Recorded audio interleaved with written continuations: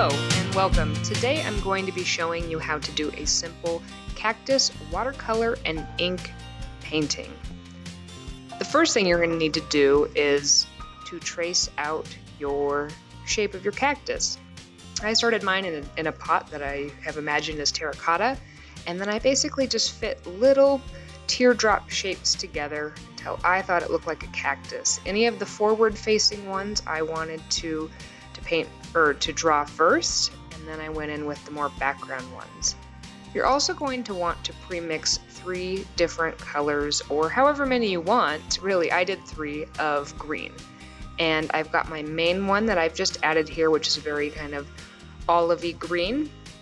I also have more of a blue green, and then I have kind of just normal green, and you want to start with your main color. Do the same for the terracotta pot. You're going to want to have your main terracotta color here, and then as you've added your main color, you want to keep in mind where you think the light is coming from.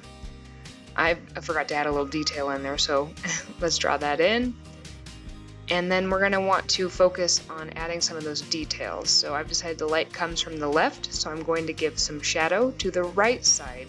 And while the paint is still wet, not soaking, but still wet, I am adding some of those details, a little more blue-green, a darker terracotta color, so that it's going to nicely blend in and add a shadow effect.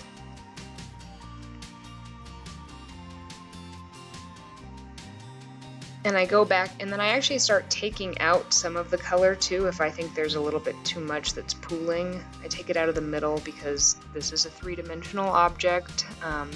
Even though this is a very 2D painting, you do want to give a little illusion. So if you take some of the paint out of the center, that will make that appear to pop out a little bit more. And I added more of the blue-green towards the base of those leaves in order to kind of show that they're the bottom. You'll also notice I've picked 4 very specific spots here to paint, and that's in order to make sure that the colors aren't going to run together. If you're working in different areas and you touch a wet area to a wet area, it's all going to bleed together. So I chose 4 pieces that did not touch, and then I made sure it was very dry, blasted it with a hairdryer before I moved on to working on some of those touching pieces. And then I do the same thing here, add my main green and add the terracotta to the bottom as well, the main terracotta color, and go back and add some detailing.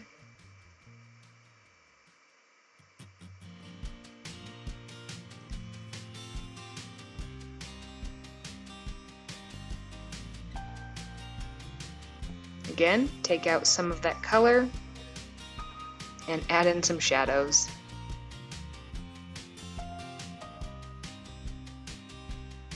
You could really do any color pot you want. I chose terracotta because I think it looks nice against that bright green, but this is really up to you. I suppose you could do any color of cactus too.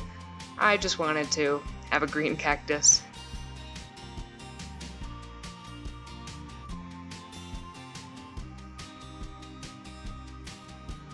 And onto the big leaf, I add my main color, outlining, being careful not to overlap too much with anything. And I add some more of my shadowy colors.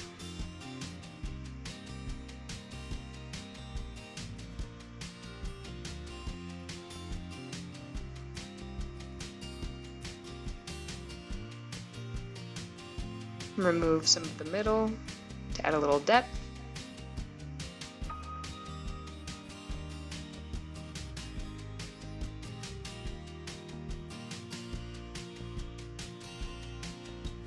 And then we're going to want to zap this really quick because we need to also do the back part of the pot. Don't forget that. And I've chosen to do it a slightly...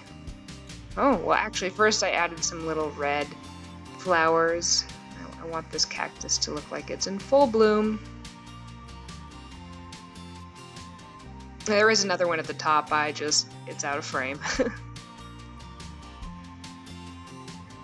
I wanted to get this nice and close up, but I wasn't quite in the center of where I thought I was.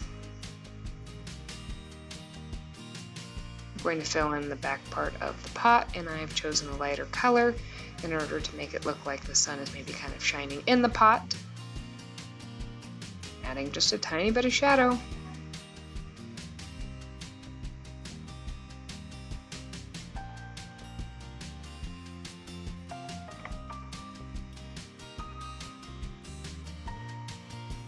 And then before we add our ink, we want to make sure this is all very dry, otherwise the pen and the watercolor are not going to play very nicely together.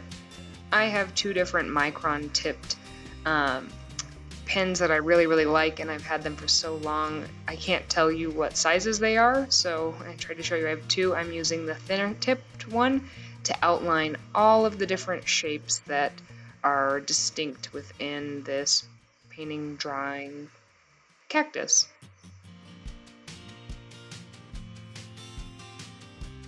And just go slowly and carefully. I have done many times where I painted something that I thought was pretty good, and then I went way out of the lines.